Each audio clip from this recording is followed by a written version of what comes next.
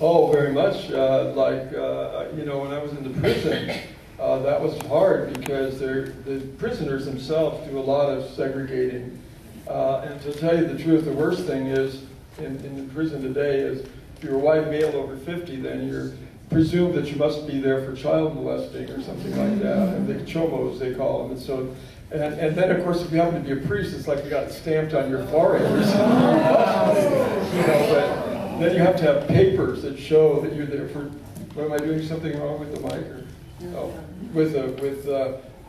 you have to show papers. Unfortunately, Carl Fagan put an article in the, and also Presente, but Carl Fagan had an article in the Quran, and somebody sent it into, a couple of people sent it into inmates, and they even put it up in the back of the chapel where I was an orderly, that I was in there for School of the Americas, trespass, and nothing to do with, you know, which is really around internet porn, basically, the stuff around the internet. But I mean, you know, but there's so much segregating that goes on. And then, well, you can't sit at that table because they're this, and you can't sit at that table because you're that, and all that. And I say, well, I have to be able to sit anywhere. And one of the guys that's a real, what they call, the chomos are the bad ones on that side, and the other side are called haters.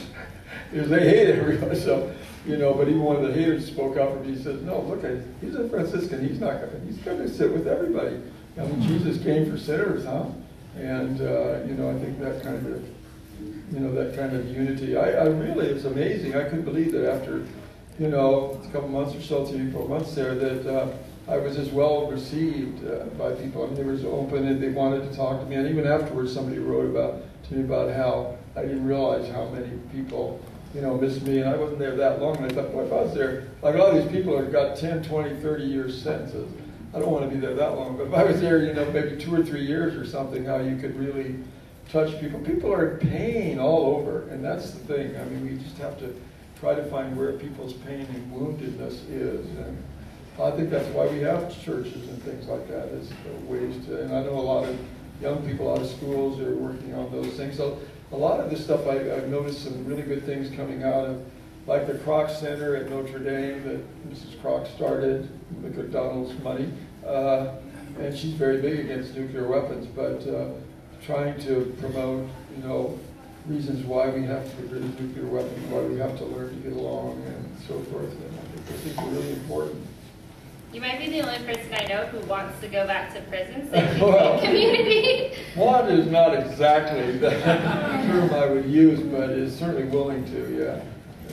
So what do you I miss the guys. I mean, you know, there are some good people there. You know, it's a tragedy to think that they're sitting there with 15 or 20-year sentences for something that seems very, maybe some connection to drugs, or maybe they got the wrong thing on the internet on their TV, or somebody framed them, or because they do set people up.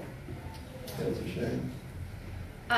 So what are some of the, not everyone here probably is going to go get arrested now after hearing your experiences. No, well, they're not free to, as free as I am to. So what are some things that you think that people can do to follow in the footsteps of peacemaking, nonviolence, but still being active nonviolent participants? Well, like things like School of the Americas Watch and the various organizations that are going on. There's so many things going on. To me, it's really important that people just get involved. And there are so many groups. Just thinking of one that I had down on my notes, and now I can't remember what I was going to say for people to do. But you have any good, what's that? Berkeley says no to torture week. Second week of October. No. Right. And Father, thank you. You're going to be participating. Yeah, that's right. Yeah, I could be participating in part of that. I mean, I get notices about things going on everywhere. There are a lot of people doing things, and try to get people to do more. When we hear people just being negative, say, well, here's something you can do. And writing letters, you know, the Congress people, like, I'm just amazed. If I was really living in Las Vegas now, I'd be working on people. I mean, Harry Reid is very, very, very vulnerable. And this is the time to get to him. You know, he's very powerful in Congress, but he's not going to be in there very long because the people are not in favor of him. But that's when the people should be getting him to say, okay, Harry, we'll vote for you, but this is what you got to deliver on, you know. Get rid of the nukes or whatever, close down the test site or stop, kick them out of Creech or something. just get involved. There's a lot of things to get involved in. Especially here in the Bay Area, I feel like someone as a transplant that I'm always overwhelmed by. Yeah. There's always too many things to choose from. Yeah. So.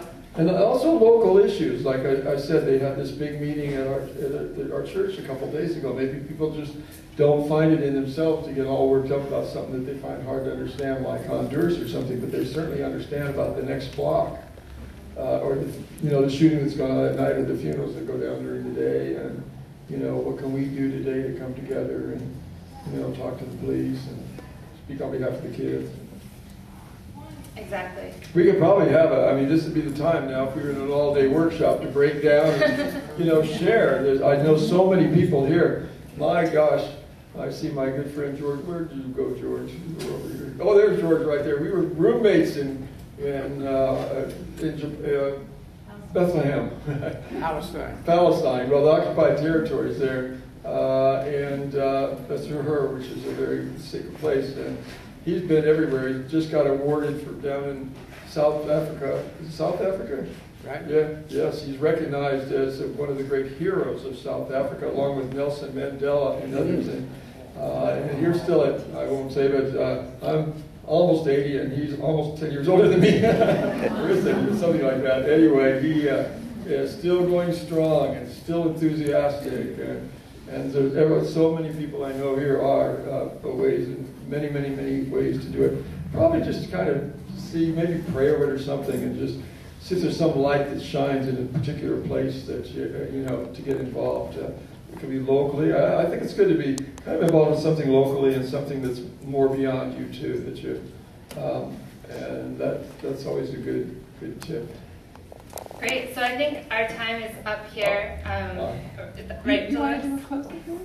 Do a closing? A closing of your. Well, I did want to say something that. As I said, I kind of talked earlier today about this energy, or that all creation is a sense of energy that unites the universe and controls the universe. And Einstein is the one who kind of gave us the way to the atomic bomb with E equals mc squared, and pointing out that there's a way that this energy, the speed of light times mass, is an energy that can destroy the whole world, and it really can. We have it together right now to destroy all of God's creation that we know of. Not what's out there in the universe, but it still can do a tremendous amount. But Einstein always said that for all the physical energy, there is even greater spiritual energy.